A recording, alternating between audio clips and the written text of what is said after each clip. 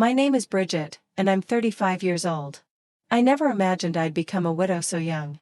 Just 3 months ago, I lost my husband of 11 years, Liam, to a sudden aneurysm. Days after his funeral, I forced myself to attend my nephew Ethan's first birthday party, only to have my sister, Olivia, drop a shocking bombshell.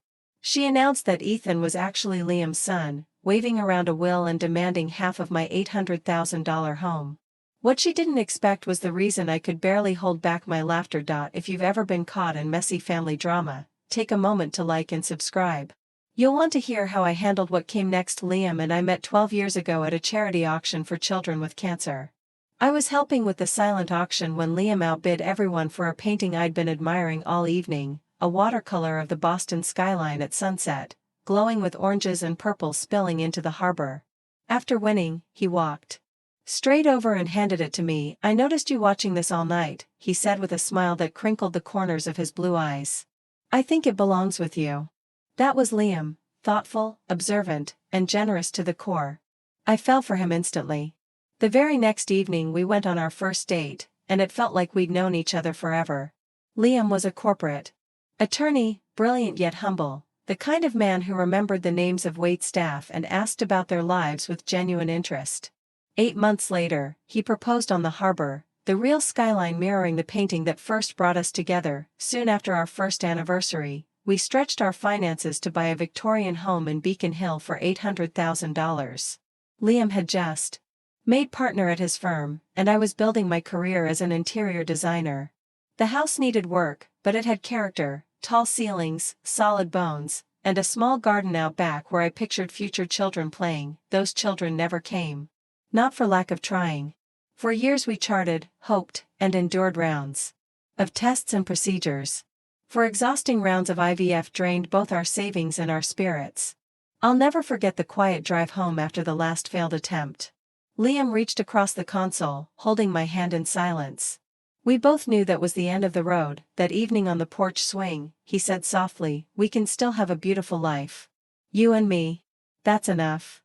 And he meant it. So, we rebuilt our dreams. We traveled. We poured ourselves into our careers. Room by room, we transformed the house into the home I had always imagined. Liam was my biggest supporter when I launched my own interior design firm. Our life wasn't what we once planned, but it was full and beautiful in its own way. Then there was Olivia, my younger sister. At 30, she was the family's wild child. While I was building stability, she bounced between jobs and relationships. Our parents constantly worried about her, excusing her mistakes and rescuing her from financial trouble. Our relationship had always been complicated.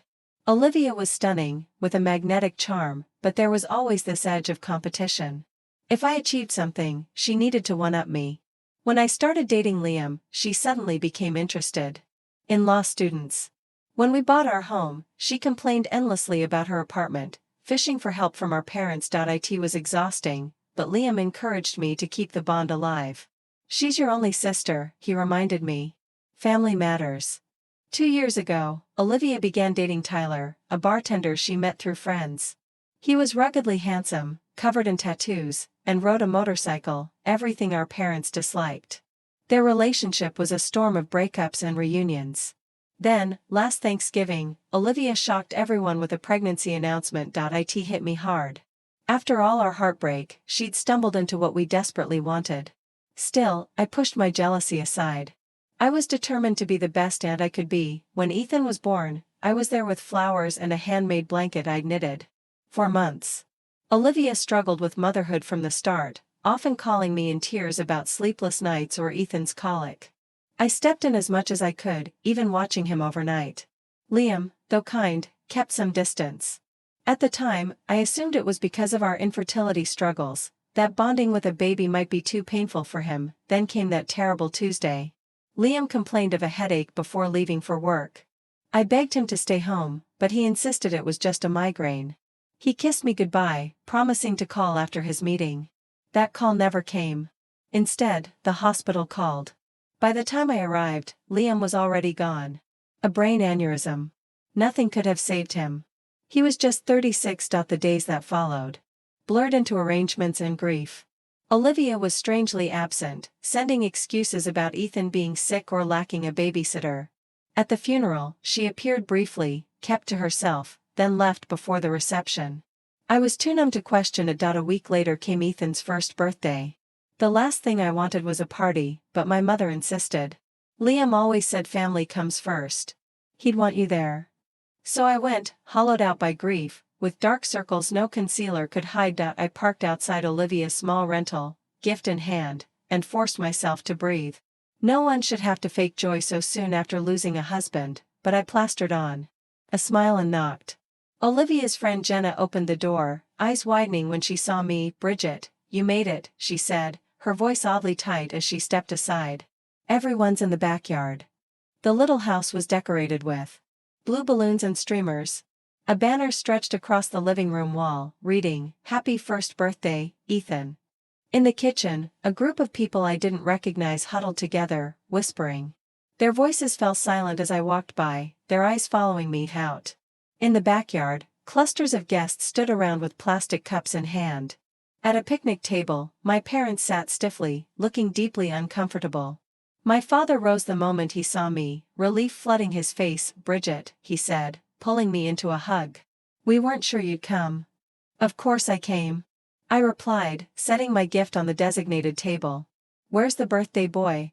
"With Olivia," my mother answered quietly, not quite meeting my eyes. "They'll be out soon for the cake."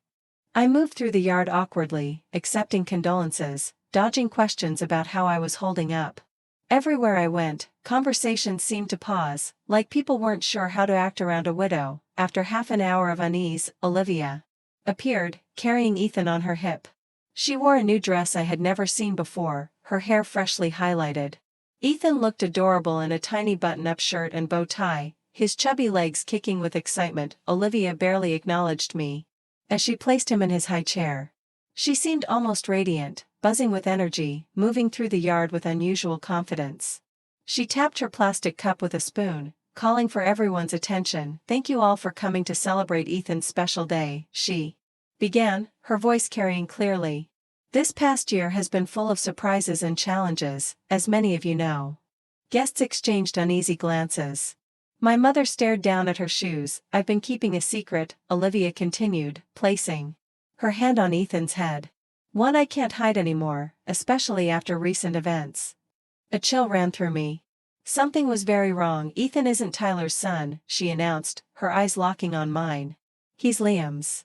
The world seemed to stop. Gasps rippled around the yard. I felt my father stiffen beside me, but all I heard was the rush of blood in my ears. "My sister's husband and I had a brief affair 2 years ago," Olivia went on, her tone rehearsed and steady. "It was a mistake, a moment of weakness for both of us. We never meant to hurt anyone, but these things happen." I stood frozen. My sister was claiming she had slept with my husband. That the little boy I loved as my nephew was actually Liam's son. The absurdity of it almost made me laugh, but Olivia wasn't done. She reached into her purse and pulled out a folded paper. "Liam knew the truth about Ethan," she said. "Before he died, he updated his will." She held the document up. "He wanted his son to be provided for. This will states that half of the house Liam and Bridget owned should go to Ethan as his biological child." Every eye turned toward me. I saw pity, discomfort, even curiosity. My parents looked devastated, my father half standing as though unsure whether to step in, and then, to my own surprise, I felt a smile tugging at my lips. Not a happy smile, one born of disbelief. The kind that comes when a lie is so bold it borders on comical. I pressed my lips together, fighting the urge to laugh. "Oh, I see," I said evenly, lifting my water glass to buy a moment. "May I see this will, Olivia?" Her confident expression faltered. Slowly, she handed me the document. It was a typed page, Liam's supposed signature scrawled at the bottom. I scanned it quickly, spotting flaws immediately. The wording was clumsy, nothing like the legal paperwork Liam had brought home before. And the signature, though similar, was wrong. The connecting stroke between the A and D was off. The flourish at the end, exaggerated. A forgery. I folded the paper neatly and handed it back. "Thank you for sharing this with me. I think I should go now." "That's it?" she asked, visibly thrown. "You're not going to say anything else?" Not right now, I replied calmly, grabbing my purse. This is Ethan's day. We'll talk privately later. I said goodbye to my stunned parents, promising to call them soon. As I walked to my car, murmurs followed me. The party was ruined, the air heavy with tension. Once I slid into the driver's seat, I finally let out the laughter I'd been holding back. It started small, then built until tears streamed down my cheeks. Not joyful tears, but a strange mix of grief, anger, and sheer disbelief at Olivia's audacity, because there was something she didn't know. Something Liam and I had never told anyone. Something that made her story not only cruel, but impossible. The truth about Liam and Olivia began 3 years earlier, long before Ethan was conceived. We had invited her to dinner to celebrate her new marketing job, the longest she'd ever held. Liam cooked his famous lasagna, and we opened a good bottle of wine. The evening was pleasant until I excused myself for a work call. 20 minutes later, I returned to find the atmosphere shifted. Liam sat uncomfortably while Olivia leaned closer than before, her hand resting on his arm as she laughed. I brushed it off. Olivia had always been affectionate, and the wine had been flowing. But later that night, Liam looked troubled. There's something I need to tell you, he said, sitting at the edge of our bed. I don't want this to come between you and your sister, but I also don't want to keep secrets. He explained that while I was gone, Olivia had made a pass at him. She had called me lucky to have him and hinted he deserved someone who could truly appreciate him. When he brushed her off, she laughed it away as a joke, saying he was too sensitive. I was hurt, but not surprised. Olivia always pushed boundaries. We agreed to treat it as an isolated incident, wine-fueled and meaningless, but it wasn't. Over the following months, she found excuses to touch Liam when I wasn't looking, sent messages that teetered on flirtatious, and once even showed up at his office uninvited. Each time, Liam set boundaries and told me immediately. Finally, after the office incident, we confronted my parents about her behavior. But instead of listening, they brushed it off. They claimed Liam had misread Olivia's friendliness. They insisted she only admired him as a brother. My mother, with good intentions but poor judgment, once suggested that maybe Liam was just flattered by the attention and exaggerating the situation. That night, Liam and I made a decision. We would create distance from Olivia without tearing apart the family. We politely declined invitations where she'd be present, avoided ever being alone with her, and after a late-night suggestive message, Liam blocked her number. Then came the medical issue that changed everything. Liam had been in pain for weeks before finally seeing a urologist. The diagnosis was a varicocele, an enlargement of veins in the scrotum that required surgery. The procedure itself went smoothly, but there was a complication. Because of the severity and risk of recurrence, the doctor strongly recommended a vasectomy during the same operation.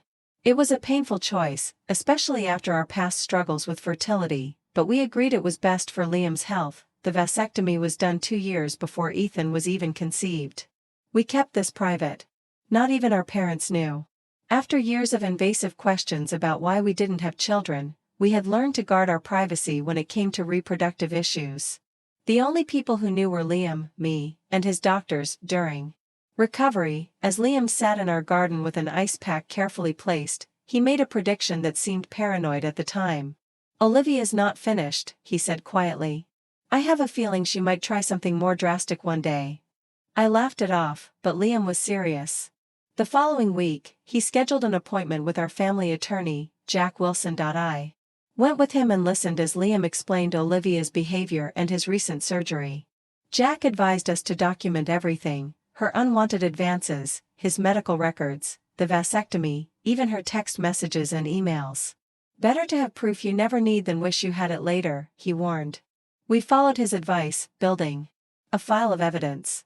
Liam also updated his will properly, ensuring everything would go to me if anything happened. Jack kept copies, and the originals were locked in a safety deposit box at the bank. Liam had smiled at me then and said, "Just in case." Though I plan to be around to deal with Olivia's drama for another 50 years. The morning after Ethan's birthday party, I drove straight to the bank. The manager, who had known us for years, offered his condolences and led me to the vault. Alone in the small viewing room, I opened the box Liam once called our disaster kit. Inside was exactly what I needed: his notarized, legitimate will leaving everything to me, medical records proving his vasectomy 2 years before Ethan's conception, making it impossible for him to be the father, a journal documenting every inappropriate interaction with Olivia, down to dates, times, and exact quotes, printed copies of her messages, and a letter from our attorney confirming he had personally witnessed Liam's legitimate will. At the bottom was a sealed envelope with my name in Liam's handwriting. My hands trembled as I opened it. "My dearest Bridget, if you're reading this, something has happened to me and you've needed these documents. I hope it's many years from now, when we're old and gray, and Olivia's antics are just a distant memory we laugh about. But if not, if the worst has happened, and she tries to hurt you in my absence, please know I did my best to prepare for it. Use these papers to protect yourself. I know how loyal you are to family, how deeply you love. But you deserve protection from anyone who would exploit that beautiful heart of yours. I love you beyond words, beyond time. Whatever happens, know that." Tears blurred my vision as I felt his love reaching out to me, even after death. Liam had anticipated this, not the exact events, perhaps, but the danger. Carefully, I returned most of the contents to the box, keeping only the medical records, the will, and select journal entries. Then I called Jack Wilson and arranged to meet that afternoon. His law office sat in a converted brownstone in downtown Boston, dignified and discreet. I had only been there a handful of times with Liam, but the receptionist recognized me immediately. Her face softened as she said, "Mrs. Preston, Mr. Wilson is expecting you. Please accept my condolences." Jack, silver-haired and sharp-eyed, had been Liam's mentor and longtime friend. When I entered, he stood, came around the desk, and embraced me gently. "Bridget," he said warmly, "I was devastated to hear about Liam. He was one of the good ones." "He was," I whispered, my voice catching. "And he was also right, about preparing for the worst with my sister." I explained what had happened at Ethan's party, showing Jack the forged will Olivia had presented.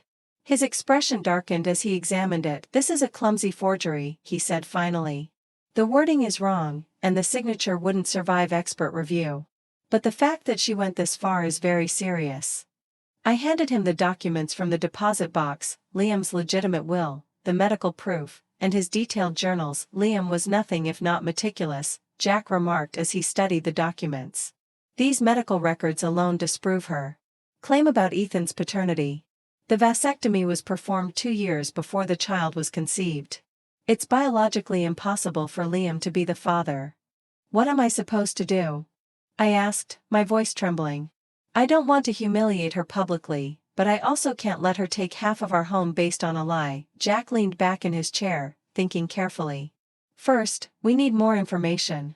I recommend hiring a private investigator to look into Olivia's current situation. People rarely attempt fraud of this scale without serious financial pressure. My advice? Bring in Frank Delaney. He's a former detective who works closely with our firm." I agreed, and Jack called him immediately, giving only a broad outline of the case. An hour later, Frank arrived, a solid, no-nonsense man with a Boston accent and a calm authority about him. He took detailed notes as I explained, asking pointed questions about Olivia's relationships, work, and finances. Only then did I realize how little I truly knew about my sister's life. We had drifted apart since Ethan's birth. My efforts to be involved as an aunt were often brushed aside or treated like obligations. "I'll need a few days," Frank said when I finished. "My first focus will be her financial situation and the identity of Ethan's real father. Anything else you can tell me about him?" I shared what little I knew about Tyler, the bartender Olivia had been dating when she became pregnant. I'd only met him a handful of times. He always seemed distant, uninterested in family. As far as I knew, they were still together, but she rarely mentioned him anymore. Oddly, he hadn't shown up at the party yesterday, for his own son's birthday. "That's a good starting point," Frank nodded. "I'll be in touch soon." 3 days later, Frank called for a meeting at Jack's office. When I arrived, both men were hunched over stacks of documents spread across the table. "Mrs. Preston," Frank began once we sat down, "I've uncovered some troubling information about your sister." According to his findings, Olivia was drowning in debt, over $75,000 spread across credit cards, personal loans, and medical bills from Ethan's surgery after his birth. Her credit score was in ruins, and she had been denied 3 more loans in the past month. She's also facing eviction, Frank continued, sliding a document across the table. This is a copy of the notice filed by her landlord. She has until the end of the month to pay 4 months of overdue rent or leave the property. As for Tyler, he had walked out shortly after Ethan was born, moving across the country with a new girlfriend. His child support payments were pitiful, barely $200 a month, and even that came irregularly. I also found these, Frank added, producing printouts of text messages. She's been telling friends for weeks about her plan to claim part of your house. My stomach dropped as I recognized the name of her friend Jenna, who had opened the door at the party. The messages were damning. Liam's death is awful. But maybe it's finally my chance to get what I deserve. That house is worth at least $800,000 now. If I play this right, I'll secure a future for Ethan and me. My friend Dave can fake Liam's signature, it looks legit. Bridget's always been the golden child. Time I get my share. She had 11 years with him. She can afford to share the wealth now that he's gone. I felt sick reading the calculated cruelty of her words. This wasn't desperation, it was cold, deliberate fraud, designed to profit from my grief. There's more, Frank said gently. I ran a background check on Tyler Martin. He has a history of domestic violence charges from a past relationship. He also has a warrant in New Hampshire for unpaid child support for another child. He's not someone you want near your nephew. I sat in stunned silence. My sister wasn't just in trouble, she was willing to destroy Liam's memory and my marriage to solve her problems. Worse, her choices had placed Ethan in danger. What do I do with all this? I asked, looking between them. I can't expose her publicly. Ethan is innocent. He's still my nephew. Jack removed his glasses, rubbing his temples. You have options, Bridget. We could press charges for attempted fraud and forgery. Given the money involved, she'd likely face jail time. Or, he paused, seeing my face, we could confront her privately. With evidence this strong, you can require her to retract her claims and negotiate an arrangement that protects both you and the child. I left the meeting with a heavy heart and a folder full of proof. That night, I called my therapist, Dr. Laurel Chen, and booked an emergency session. In her calm, plant-filled office, I spilled everything. I'm so angry I can barely see straight, I admitted. But Ethan is innocent. None of this is his fault. And despite everything, Olivia is still my sister. Dr. Chen listened intently, asking gentle questions about my relationship with Olivia over the years. It sounds like this pattern of manipulation has existed since childhood, she observed. What's happening now is an escalation, not something new. What would you do? I asked desperately. I can't make the decision for you, she said softly. But compassion doesn't mean allowing yourself to be victimized. You can protect yourself while still showing kindness. Boundaries and consequences are part of love too. After much reflection, I made my choice. I would confront Olivia privately, giving her 2 options: face legal consequences, or accept a compromise that provided for Ethan while holding her accountable. The next morning, I called her. We need to talk about the will. Can you come to my house tomorrow afternoon? Just you, without Ethan. I knew you'd come around, she replied, smug satisfaction in her tone. I'll be there at 2. The following day, I prepared carefully. I arranged the documents, set up the space, and followed Jack's advice to place a recorder on the table. Massachusetts is a 2-party consent state, he'd warned. You can't record secretly, but you can ask for her agreement. At the start. At precisely 2 o'clock, the doorbell rang. My pulse raced as I opened the door. Olivia stood there in a polished new outfit, her posture radiating confidence. Come in, I said, leading her to the living room where 2 chairs faced each other across a coffee table. On it sat the recorder, 2 glasses of water, and the folder of documents. I hope you don't mind, I said evenly. I'd like to record our conversation. Given the legal nature of this discussion, it seems only fair we both have a record of what's said. Olivia hesitated only briefly before nodding. Fine. Whatever makes you comfortable. Though honestly, I think this should be pretty straightforward. The will is clear, I said, switching on the recorder. I stated the date, the time, and confirmed Olivia's consent to being recorded. Then I leaned back, studying my sister's face. Before we discuss the will, I want to understand exactly what you're claiming happened between you and Liam. Olivia launched into what sounded like a carefully rehearsed story. She claimed that 2 years ago, during a supposed rough patch in my marriage, she and Liam began an affair. According to her, they met several times at a hotel downtown. She insisted Liam had confessed his unhappiness with me, and that Ethan was conceived. During those encounters, he always meant to tell you, she said, her eyes wide with practiced sincerity. But when Ethan was born with a heart condition, Liam didn't want to add more stress. He promised me he would provide for his son. I stayed silent, listening, noting every inconsistency in her timeline and the contradictions with Liam's actual schedule during that period. When she finally finished, I began asking questions. Which hotel did you meet at? The Mandarin Oriental, she answered quickly. And the room number? She faltered. It was on a high floor. I don't remember the exact number. What days of the week? Tuesdays. Sometimes Thursdays. And when he told you he was working late? What did Liam usually order from room service? Which side of the bed did he prefer? Did he shower before or after? I pressed, narrowing in on the details only someone truly close to him would know. Olivia grew flustered. Her answers became vague, contradictory. Why does any of this matter? She finally snapped. The point is that Ethan is Liam's son, and the will proves Liam wanted to provide for him. Actually, I said calmly, opening my folder, both of those claims are false. I laid the medical records on the table. 2 years before Ethan was conceived, Liam had a vasectomy after surgery for a varicocele. It was completely successful, confirmed by follow-up tests. It was physically impossible for him to father a child after that. Olivia's face drained of color. She picked up the records with trembling hands, scanning the clinical language. These could be faked, she whispered. They're not, I replied firmly. And Liam's doctor is prepared to testify to their authenticity. But that's only the beginning. I slid another document across the table, the legitimate will, notarized and filed properly with the court. This is Liam's actual will, prepared by Jack Wilson and witnessed by 2 of his partners. As you can see, everything goes to me. Ethan isn't mentioned. Olivia's confidence wavered, but she tried to rally. He must have changed it. Later. The will I have is more recent. The will you have, I said evenly, is a forgery. A poor one, at that. Jack has already identified several legal errors, and the signature is clearly fake. You do know forging a will is a felony. In Massachusetts, punishable by up to 5 years in prison.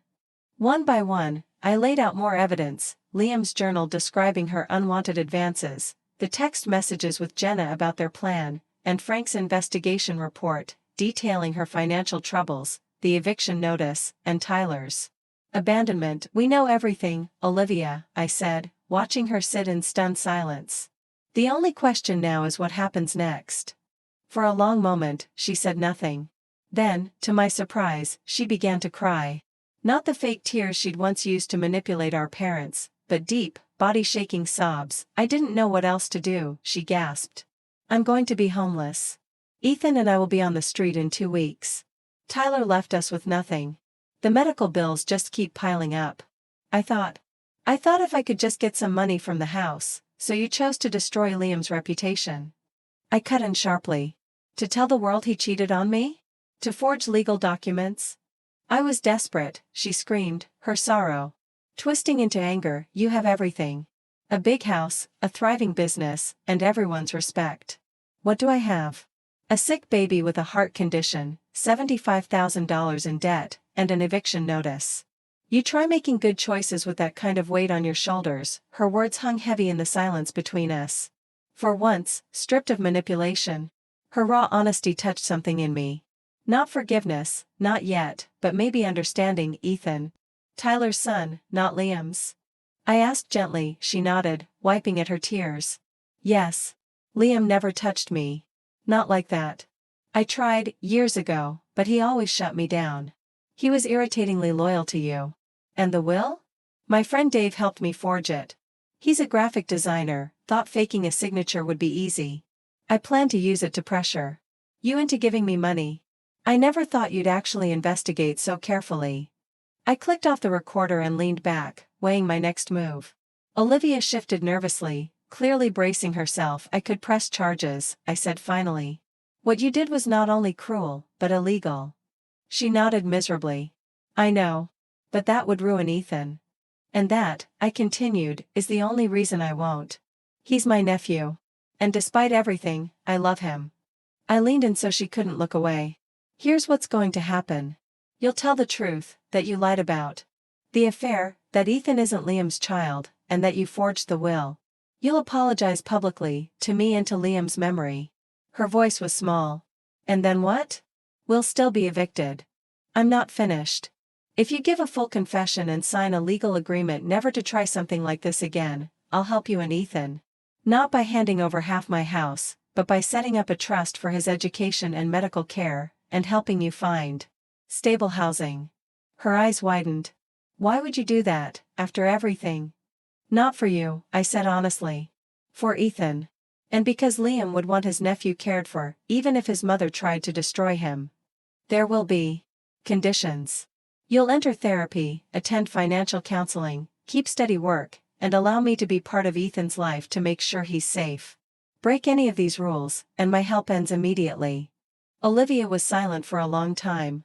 Finally, she whispered, I don't deserve your help. No, I agreed. You don't. But Ethan deserves stability. And Liam deserves to have his memory protected. This gives us both what we need. After working through the details, she agreed. We would meet Jack the next day to formalize everything, and she would confess at a family dinner that weekend. The door, she paused. I really am sorry, Bridget. I've been jealous of you all my life. Everything always seemed so easy for you. Nothing about my life has been easy, I said quietly. You just never looked past the surface. Maybe it's time you did. The dinner on Saturday was tense from the start. My parents came early, my mother carrying her signature lasagna like a peace offering. I don't know what this is about, she said, setting the dish down. But Olivia's been calling us in tears, saying you're forcing her to attend some family meeting. Just wait until everyone's here, I replied, handing her a glass of wine. This has to be addressed with everyone present. By 7, we were all seated, my parents, Olivia, without Ethan, who was with a sitter, and me. Jack had told me to record it, so a small device sat in the center of the table. Thank you all for coming, I began. Olivia has something important to say. My sister looked pale, stripped of her usual bravado. She stared at her plate as she spoke. I lied. Ethan isn't Liam's son. He's Tyler's. Liam and I never had an affair. And the will I showed you, it was a forgery. My parents froze, stunned. My father's voice was sharp. Why would you do something like that? Do you realize what you put your sister through? What you did to Liam's reputation? Olivia explained, her debts, Tyler's abandonment, the eviction notice. As her words poured out, my mother's face shifted from shock to sympathy. Oh, sweetheart, she said softly. Why didn't you just come to us? You didn't need to invent lies like that. Would you have given me $400,000? Olivia asked bluntly. Because that's what I would have gotten if my plan worked. Half of Bridget's house. Of course not, my father said, appalled. But we could have helped with rent, at least for a while. Instead, you tried to defraud your own sister. While she was grieving her husband. I know it was wrong, Olivia admitted quietly. Bridget has already made that clear.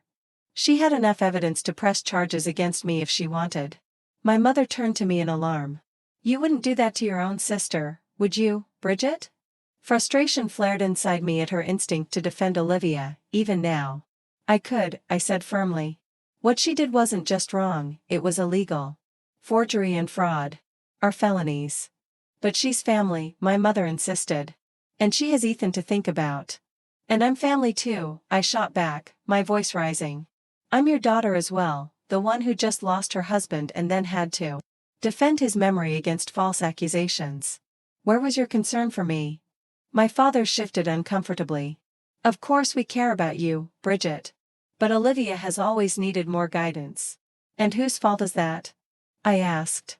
You've been bailing her out her entire life. If she'd faced consequences sooner, maybe she wouldn't have escalated to criminal behavior. My mother gasped. That's hardly fair, Bridget. We treated you both the same. To everyone's surprise, Olivia shook her head. No, Mom. Bridget's right. You always made excuses for me, always fixed my mistakes. It didn't help, it just taught me I could do whatever I wanted.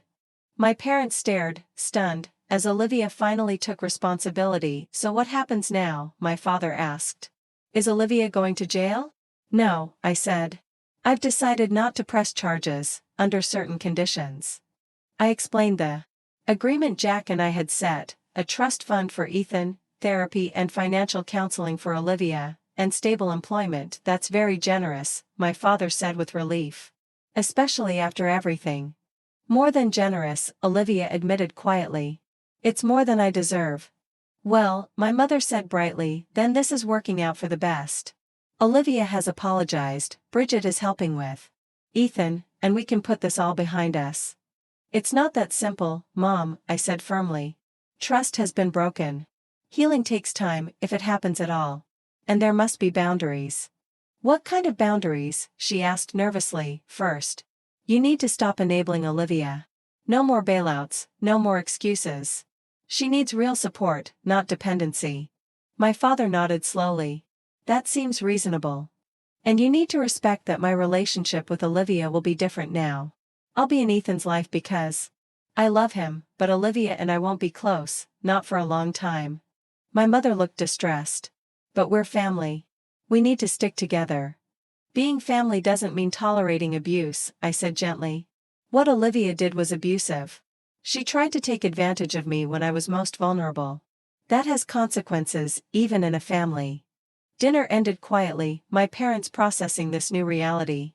When they left, my father hugged me tightly, whispering, I'm proud of you, Bridget. Liam would be too. My mother hugged me as well, though her eyes were sad, mourning the illusion of the perfect family she clung to. Olivia was the last to leave. At the door, she hesitated. I really am sorry, she said. Not just for the lies, but for everything, the jealousy, the competition, for not being the sister you deserved. I know, I replied. And I hope therapy helps you understand why you made those choices. Ethan deserves a mother who's healthy and honest. Do you think you'll ever forgive me? She asked. I thought carefully. I don't know, I said honestly. But I'm willing to see where this new path leads, for Ethan's sake, and maybe one day for ours too. The ride home was silent, each of us lost in thought. One truth was clear, our family would never be the same. But maybe, in time, it could be something healthier, built on honesty instead of illusion. 1 year after Liam's death, I stood in the garden, watching spring bulbs push through the soil. The daffodils Liam planted last fall bloomed bright yellow against the green lawn. My chest ached bittersweetly, knowing he'd planted them with hopes of seeing them bloom. So much had changed in a year. The trust fund for Ethan supported his medical needs. His heart condition, though still monitored, was responding well, and he was growing into a cheerful, curious toddler, and Olivia, against all odds, had embraced the agreement. 6 months of therapy helped her confront childhood patterns, the need to compete with me, the self-sabotage woven into her life. She had found steady work as an office manager at a dental practice, stable, reliable, and for the first time, grounding. Our relationship remained formal but cordial. I saw Ethan regularly, taking him for outings to the park or the Children's Museum. Olivia and I did not pretend to be close, but we had found a way to coexist peacefully. For Ethan's sake. My parents had struggled initially with the new boundaries I had established. My mother especially found it difficult to accept that her daughters would not have the close relationship she had always envisioned, but over time they too had adjusted, learning to support Olivia without enabling her dependency. As for me, the grief support group I had joined shortly after Liam's death had become a lifeline. 12 strangers bound together by loss had become friends, understanding each other in ways that even well-meaning family and friends could not. We met weekly, sharing our journeys through grief, celebrating small victories and supporting each other through the inevitable setbacks. 3 months after the confrontation with Olivia, I had established the Liam Preston Foundation for Legal Education, providing scholarships to students from underprivileged backgrounds interested in corporate law. It gave me purpose to see Liam's legacy continuing in the careers of young idealistic lawyers who might otherwise never have had the opportunity to enter the profession. Old friends had stepped up in ways I could never have anticipated. Liam's law partners checked in regularly, inviting me to dinners and events, making sure I was not isolated in my grief. My college roommate Emily flew in from Chicago monthly just to spend weekends with me sometimes, doing nothing more than watching movies and ordering takeout. And then there was Daniel.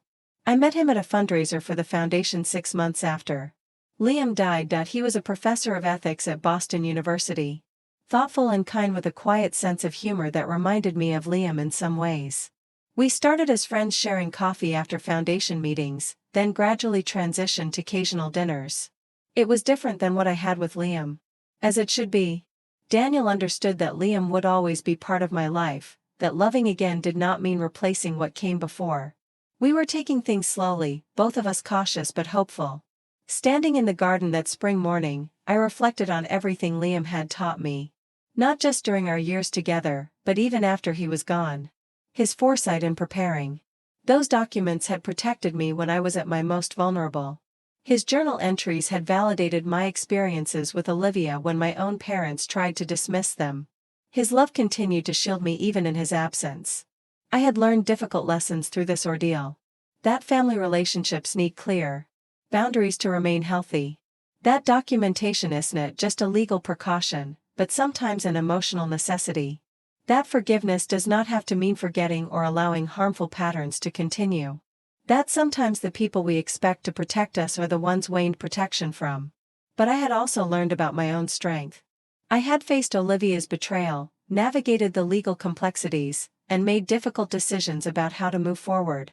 All while processing the devastating loss of my husband. I had found a way to honor Liam's memory while beginning to build a new life for myself.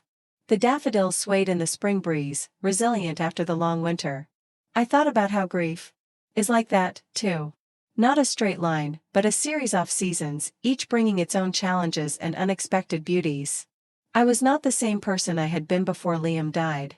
Before Olivia's betrayal, I was stronger in some ways, more cautious in others, but ultimately more authentic in how I approached relationships and boundaries. Sometimes the most painful betrayals force us to find strength we never knew we had. I said softly to the garden Liam had loved. You could not have known what would happen after you were gone. But somehow you prepared me to face it. And in that way, your love protects me still. As I turned to go back inside, I felt a sense of peace that had been absent for so long. Not because the grief was gone. It never would be completely, but because I had found a way to carry it alongside hope for the future. Liam had given me that gift, teaching me that love endures even when the person is gone. That preparation and honesty are acts of profound caring. If there is one thing I would share with anyone facing betrayal within their family, it is this. Protect yourself with both documentation and boundaries. The people who truly love you will respect those boundaries, and the ones who do not were never safe for you to begin with. Have you ever had to establish difficult boundaries with family members? How did you navigate those painful conversations? Share your experiences in the comments below, and do not forget to like and subscribe if this story resonated with you. Your support helps me continue sharing these difficult but important life lessons. Thank you for listening, and remember that healing is not linear, but it is always possible.